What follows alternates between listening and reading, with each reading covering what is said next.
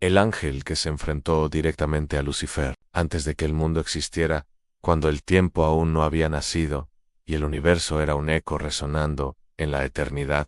Los cielos vibraban con coros de luz y belleza. Era la morada de los eternos, de aquellos seres forjados por la gloria de Dios, llamas vivientes que danzaban ante su trono. Pero no todo en el cielo era armonía perpetua, porque incluso, en el lugar más sagrado, un pensamiento se alzó contra la pureza, una chispa de orgullo se transformó en rebelión. Fue entonces que Lucifer, el ángel más resplandeciente, cuestionó al Altísimo. Y en medio de esa oscuridad naciente, un ángel se alzó, no con ira, sino con fuego de justicia. Su nombre era Miguel. Lucifer, cuyo nombre significa portador de luz, fue el más glorioso de todos los ángeles. Su esplendor era tal que incluso otros seres celestiales se maravillaban ante su presencia. Pero en algún momento, la luz que le fue dada comenzó a deslumbrarlo a él mismo. Se miró y creyó que era igual al Creador. Su adoración ya no era suficiente. Deseaba ser adorado. Quería el trono, la autoridad, el poder. Y en su corazón germinó la traición. No fue una rebelión gritada.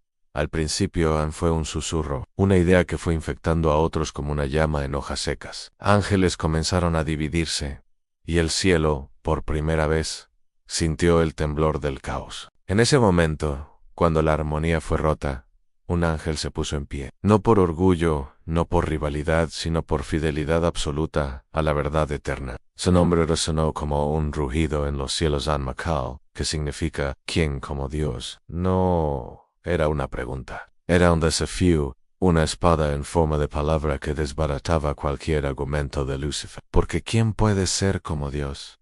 ¿Quién puede igualar la perfección? Miguel no necesitó proclamarse general. Su corazón recto y su alma ardiente lo hicieron el líder de los ángeles fieles. La guerra no fue simbólica, fue real en los reinos celestiales, donde los ejércitos no se arman con acero sino con gloria. Se desató una batalla sin precedentes. Apocalipsis 12:7 lo describe con claridad. Entonces hubo una gran batalla en el cielo. Miguel y sus ángeles luchaban contra el dragón, y luchaban el dragón y sus ángeles. El dragón, símbolo de Lucifer caído, ya no era el portador de luz. Ahora era el adversario, el acusador, el príncipe de la mentira. Pero Miguel, armado con la autoridad divina, no se dio ni un paso. Fue él quien empuñó la espada de justicia. Fue él quien enfrentó al ángel caído cara a cara. No fue una batalla de fuerza física, sino de voluntad, de esencia. Miguel no venció a Lucifer por poder propio, sino porque estaba unido a la voluntad de Dios. Su fuerza era la obediencia, su espada era la verdad, su escudo era la luz del Altísimo. Y con esa armadura, derrotó al rebelde y lo arrojó fuera del cielo. Junto con él, cayeron una tercera parte de los ángeles, aquellos que habían sido seducidos por la arrogancia del traidor. La tierra se convirtió en su prisión, y el tiempo en su condena. Pero la historia no termina allí. Miguel no desapareció después de la batalla. Su nombre volvió a sonar a lo largo de las Escrituras, como un guardián, como un protector de los justos. En Daniel 10 se le menciona como el príncipe de los hijos de Israel, luchando contra los principados oscuros que dominan sobre las naciones. En Judas 1:9 lo vemos disputando incluso sobre el cuerpo de Moisés con el propio Satanás. Miguel no es solo un ángel de guerra, es un ángel de resistencia espiritual, intercesor, un guerrero de luz que nunca deja de luchar por los designios de Dios. Muchos creen que Miguel no es un simple ángel,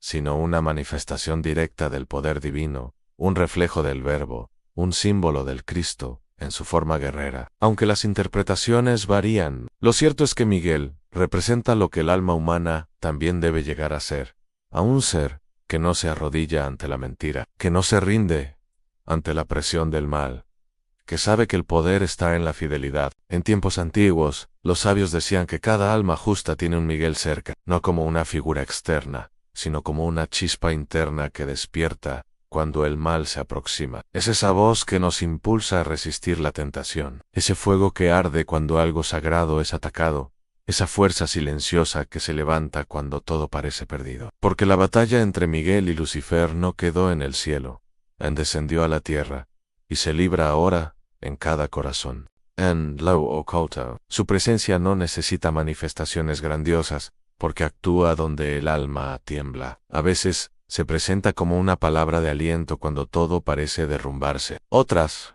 como una conciencia que no permite que te traiciones a ti mismo. Miguel, el ángel que enfrentó directamente a Lucifer, no fue creado solo para la guerra celestial, sino para recordarnos que incluso frente al abismo, la luz puede mantenerse firme. En muchas tradiciones, Miguel es invocado como protector. En tiempos de peste, de guerra, de oscuridad espiritual, su nombre era pronunciado por miles. No porque su poder se active por palabras mágicas, sino porque al pronunciar su nombre, el alma recuerda su propio llamado a la integridad. Porque decir, ¿quién como Dios? No es solo un acto de devoción, es una declaración de guerra contra todo ego, mentira, soberbia o engaño que quiera tomar el trono del corazón. Lucifer no ha dejado de intentar seducir al mundo. Se disfraza de luz, de sabiduría, de libertad, pero su esencia sigue siendo la misma: desafiar el orden divino, sustituir la verdad por su sombra. Y es en ese contexto que Miguel aparece una y otra vez, no con destrucción, sino con propósito, no con castigo, sino con justicia, no para humillar, sino para restaurar. Miguel representa al ángel que jamás se corrompió, que jamás dudó, que no necesitó milagros para creer en su fe, fue acción. Una inspiración para todos los que luchan diariamente por mantenerse fieles en medio de un mundo que glorifica lo contrario. Cada vez que alguien dice no a la tentación, cada vez que una víctima se levanta, cada vez que la verdad prevalece sobre la manipulación, Miguel está presente. Porque su lucha no fue solo una escena cósmica del pasado, sino una batalla continua en lo invisible. Su espada aún corta las cadenas de la mentira.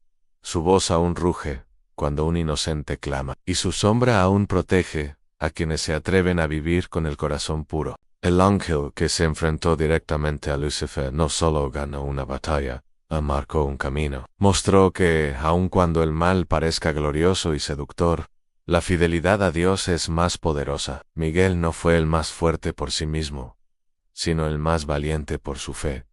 Y por eso, su historia no solo pertenece al cielo, también es nuestra. Y si el mayor secreto del cristianismo no está en lo que se dijo, sino en lo que se cayó, y si la historia que nos contaron está incompleta, cuidadosamente moldeada para proteger no una fe, sino una estructura de poder, y si Jesús de Nazaret, el Hijo del Hombre, dejó una huella más profunda en este mundo, una descendencia viva, oculta, latiendo en el corazón de Europa, el eco de esta posibilidad resuena desde hace siglos, en textos apócrifos, en tradiciones antiguas, en códices olvidados por la historia oficial. Una pregunta silenciada, perseguida, temida: ¿y si Jesús tuvo descendencia secreta en Francia? No se trata de negar su divinidad, ni de reducir su figura a la de un simple hombre, al contrario. Esta hipótesis, por controversial que parezca, la humaniza, sin quitarle lo sagrado, porque si el Verbo se hizo carne, ¿no implica eso que habitó nuestra humanidad en todos sus matices? Y si en ese habitar también conoció el amor, la intimidad, la paternidad. Muchos textos antiguos, como el Evangelio de Felipe o el de María Magdalena, ofrecen indicios que, aunque no concluyentes, abren una puerta al misterio. Hablan de una relación especial entre Jesús y María Magdalena, a quien algunos llamaron la compañera, la favorita, la mujer que siempre estaba a su lado. Y en esos textos, Jesús la besaba en la boca, no por pasión carnal, sino como un acto de transmisión espiritual, una unión mística que iba más allá de lo que los ojos podían ver. La Biblia canónica guarda silencio sobre estos detalles, pero en los márgenes de la historia oficial, en las cuevas en los manuscritos gnósticos y en las tradiciones orales de ciertas regiones de Francia, la historia cobra otra forma. Una leyenda susurra que, tras la crucifixión, María Magdalena huyó de Jerusalén, embarazada, que cruzó el mar Mediterráneo en una pequeña embarcación junto a otras mujeres, y llegó a las costas del sur de la actual Francia, en la región de la Provenza. Allí, protegida por comunidades secretas, dio a luz a una niña que llevaba en su sangre el linaje del Cristo. Y, si fue cierto, durante siglos ciertos linajes nobles de Francia afirmaron descender de esa niña, una sangre sagrada, custodiada en silencio, protegida de la Iglesia, que veía en esta historia una amenaza a su autoridad. Porque si Jesús tuvo descendencia, entonces su legado no fue solo espiritual, sino también humano, tangible, vivo. Y eso, para muchos, era demasiado peligroso. Los cátaros, los templarios, los rosacruces, todos estos grupos perseguidos por el poder religioso, compartían un conocimiento oculto. Hablaban de la sangre real, del Graal, no como una copa física, sino como una línea de sangre. El Santo Grial no sería entonces un objeto perdido, sino una persona, una herencia viviente. Sangreal se convertiría en Shangreal en sangre real, la descendencia de Cristo. La región de Rennes-le-Château, al sur de Francia, está envuelta en este misterio. Allí, a finales del siglo XIX, un humilde sacerdote llamado Berenger Sony redescubrió algo en su iglesia que cambió su vida para siempre. De la noche a la mañana, se volvió inmensamente rico, sin explicación. Restauró la iglesia con símbolos esotéricos, escondió mensajes en vitrales, colocó estatuas inquietantes, y cuando se le preguntaba por el origen de su riqueza, solo respondía con silencios. Algunos creen que encontró documentos que probaban la existencia de la descendencia de Jesús. Otros, que descubrió tumbas con restos sagrados. Los templarios fueron brutalmente perseguidos y aniquilados por la Iglesia y la corona francesa. Pero ¿qué guardaban con tanto celo? Que sabían que los hizo merecer tal castigo. Algunas teorías indican que custodiaban esa misma verdad, a la línea sagrada de Cristo, que sabían que su legado no había muerto en la cruz, sino que continuaba, vivo, oculto, esperando el tiempo de ser revelado. Pero no se trata solo de historia, se trata de una pregunta que nos rompe por dentro. ¿Qué cambiaría en ti si supieras que Jesús tuvo una familia, que su sangre sigue fluyendo por la tierra, en cuerpos humanos, entre nosotros? ¿Lo volvería menos divino o más cercano? Tal vez la verdadera razón por la que esta historia fue silenciada no fue por blasfemia, sino por miedo, porque una fe que se basa en estructuras rígidas no soporta el temblor de lo humano. Pero el mensaje de Jesús nunca fue sobre estructuras, fue sobre el amor. Y si amó a María Magdalena, si caminó con ella, si compartió su corazón, su espíritu y quizás su descendencia, entonces el amor no fue solo su mensaje, sino su herencia. La figura de María Magdalena fue distorsionada por siglos. Apóstolis pasó a ser llamada prostituta. ¿Por qué? ¿Por qué tanta insistencia en ensuciar su nombre? ¿No será porque ella sabía algo, porque ella lo amaba, porque ella lo entendía, porque tal vez ella llevaba en su vientre el fruto de su unión divina? Entonces el linaje de Jesús no es solo una historia de sangre, sino un legado de compasión, justicia, verdad. Tal vez su descendencia no fue guardada en castillos, sino en corazones sencillos. Tal vez no se trata de nobles, sino de almas que heredaron su visión, su luz, su fuego. Y si tú también llevas algo de él, y si su espíritu, su ADN espiritual, sigue activándose en quienes viven como él vivió, porque más allá de la carne, hay una herencia más poderosa, ancla del alma, y esa sí que puede cruzar los siglos, las fronteras, las tumbas. Entonces, Jesús tuvo descendencia secreta en Francia. Tal vez su sangre cruzó el mar en un vientre sagrado, oculto del mundo, custodiado por ángeles invisibles. Tal vez aún camina entre nosotros, en las venas de los que no saben quiénes son, pero sienten el llamado profundo a vivir con amor, a perdonar lo imperdonable, a sanar lo roto. No hay certeza, son solo señales.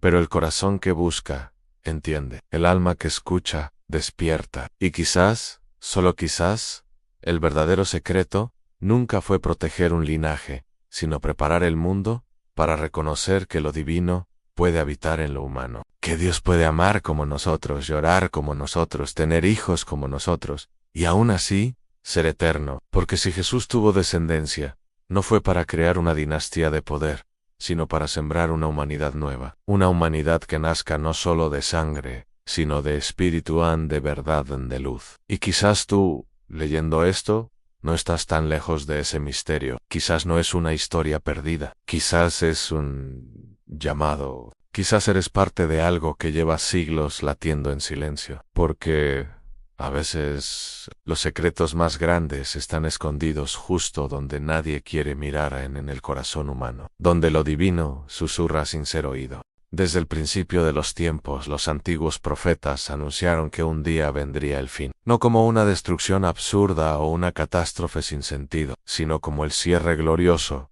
de una historia escrita por el dedo de Dios.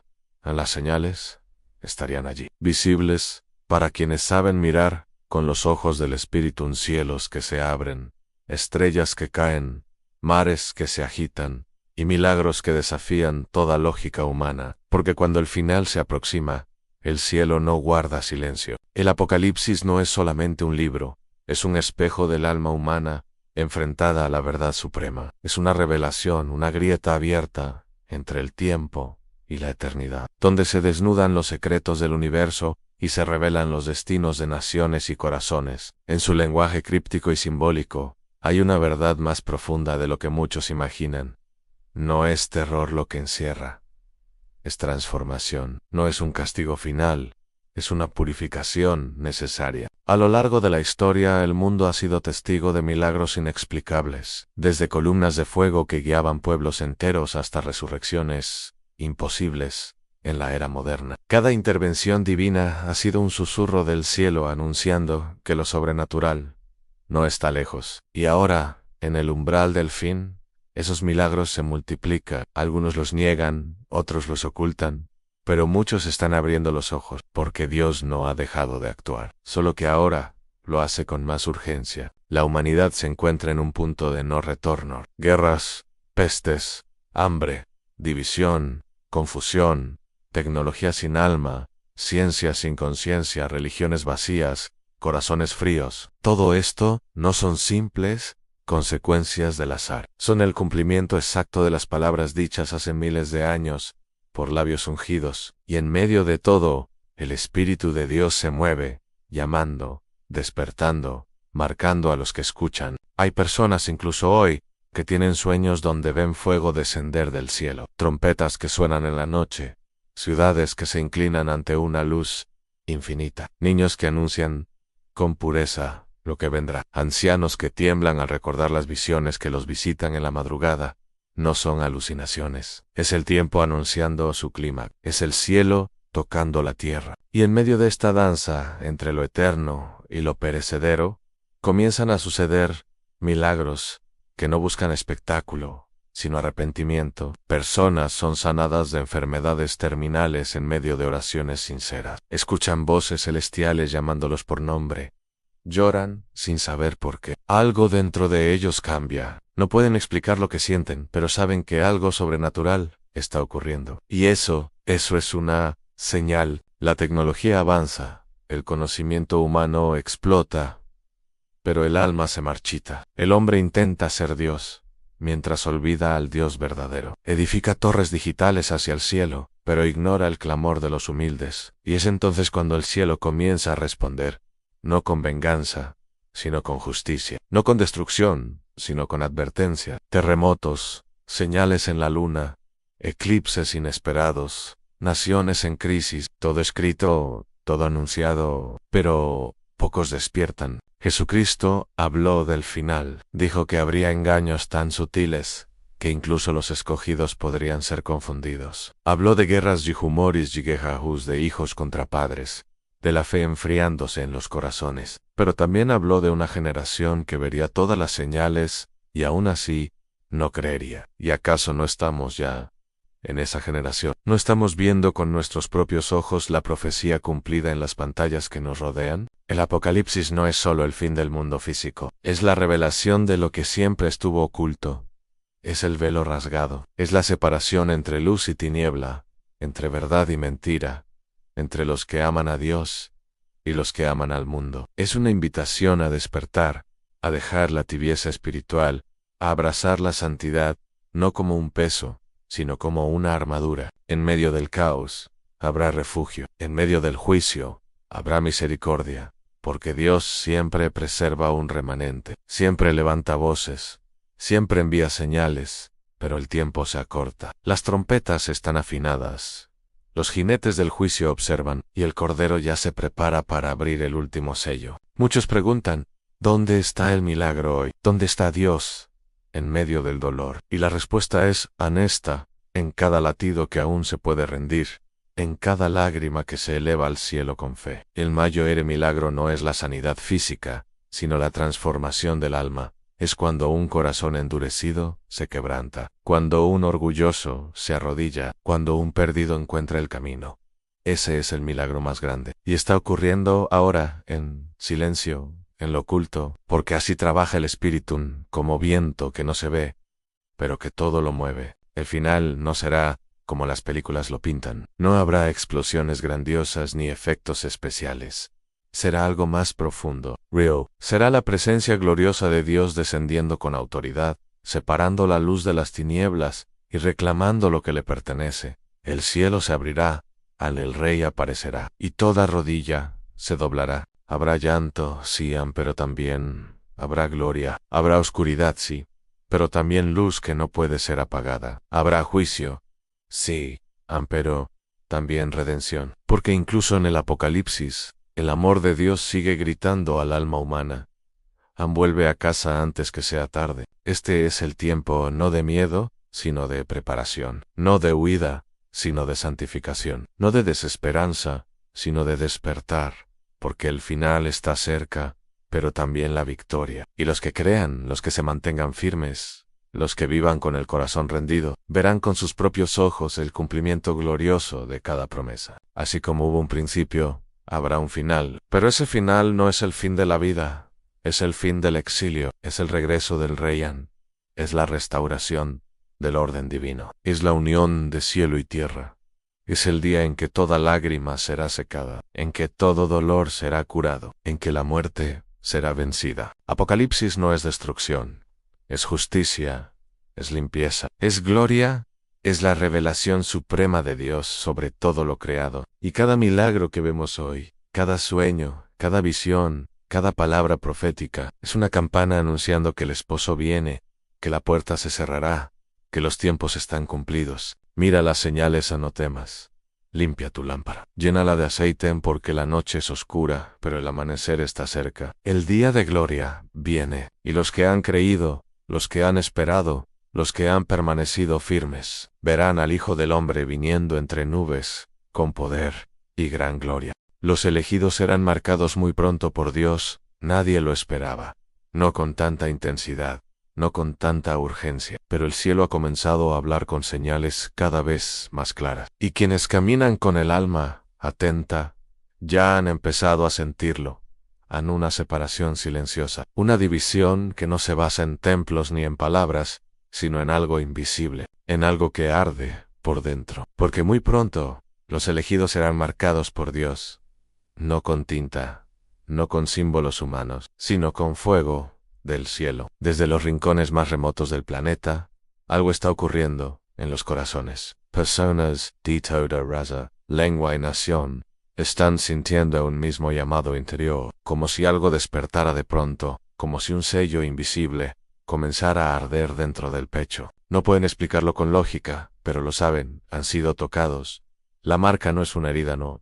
Es un tatuaje, no es una señal visible para el ojo humano, es una conexión profunda, directa, eterna, entre el alma y el Espíritu de Dios, y no todos la recibirán, porque no todos están dispuestos, no todos están velando, no todos están escuchando. El tiempo de los tibios está llegando a su fin, el tiempo de las máscaras se termina, porque el mundo entra en sus últimos capítulos, y el cielo ha comenzado a seleccionar, a señalar, a marcar, a quienes le pertenecen de verdad, no por religión, no por apariencia, sino por rendición total. La profecía hablaba de ello, y conoceré a los míos, y los marcaré con mi nombre, y ningún poder del abismo podrá tocarlos. ¿Qué significa esto? Significa que el mundo se llenará de confusión, pero los que lleven esa marca espiritual, caminarán entre la oscuridad con paz. Significa que la tormenta llegará, pero no los destruirá, que la tierra temblará, pero sus pies no serán movidos, porque estarán sellados con el aliento mismo de Dios. Pero hay algo más. Esta marca no solo los protegerá, también los guiará, porque los elegidos no serán llamados a esconderse, serán llamados a levantarse, a proclamar, a encender corazones dormidos, a luchar con amor, con fe, con verdad, y lo harán con una autoridad que no viene del hombre, sino del cielo. Muchos han empezado a notarlo, en sus sueños, en sus oraciones, en los momentos de silencio profundo. Sienten una presencia que los rodea. Escuchan su nombre en el espíritu. Ven luces en la oscuridad. Lloran sin razón. Se estremecen sin causa, pero hay una causa, porque han sido apartados. Dios no está buscando a los perfectos, está buscando a los dispuestos. No busca títulos, ni fama, ni santidad fingida. Busca a los quebrantados, a los que claman aún cuando no entienden, a los que siguen creyendo a pesar del dolor. A esos está marcando a esos está sellando con su espíritu. Y la marca trae consecuencias. El mundo no los comprenderá. Serán llamados locos, exagerados, fanáticos. Serán rechazados por quienes amaban. Serán aislados, silenciados, burlados, pero no estarán solos, porque lo invisible se hará fuerte en ellos, porque el fuego que los ha tocado no puede ser apagado por opiniones, ni por leyes, ni por amenaza. La Escritura lo dijo en los últimos días: derramaré mi espíritu sobre toda carne, y marcaré a mis siervos. Y ese día está más cerca de lo que muchos creen. Ya comenzó, no en los titulares, no en los altares, sino en el susurro del Espíritu a cada corazón elegido. La marca no se pedirá, se recibirá, en un acto de entrega profunda, en una oración sin palabras, en una rendición sin condiciones. Y cuando llegue, lo sabrás, porque algo en ti cambiará para siempre. No volverás a pensar igual, no volverás a vivir igual, porque ya no te pertenecerás a ti mismo. Y con esa marca vendrá el llamado, un llamado a prepararte, a limpiar tu casa, a levantar tu voz, a dejar lo viejo atrás, porque los días que vienen no serán fáciles. El mundo se moverá en caos, pero los elegidos caminarán con una dirección sobrenatural. Verán lo que otros no ven, sentirán lo que otros no sienten, oirán la voz de Dios en medio del ruido. Muchos han tenido visiones, en ellas veían a multitudes marcadas con luz caminando entre sombras, tocaban a otros y despertaban, lloraban, pero eran fortalecidos, y alzaban sus manos al cielo, no para rendirse al miedo, sino para recibir fuerza del Altísimo, porque ya no vivían para ellos, vivían para aquel que los marcó. ¿Y tú, sientes ese fuego? ¿Has sentido que algo te ha estado llamando desde hace tiempo? ¿Que todo lo que viviste, incluso el dolor, ha sido preparación para algo más grande? No es tu imaginación, es tu asignación divina.